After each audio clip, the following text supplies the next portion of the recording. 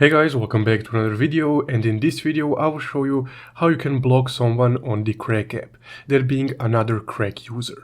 So let's get started. Now first off, once you open up your Krak app, to block someone you would first need to go to your friend list or to the list of people that essentially sent you money or you sent money to them.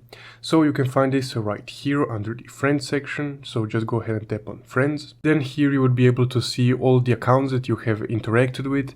So let's say that I want to actually block this Krak reward center as it's a Krak user profile. I can block it, so I will tap on the user that I want to block.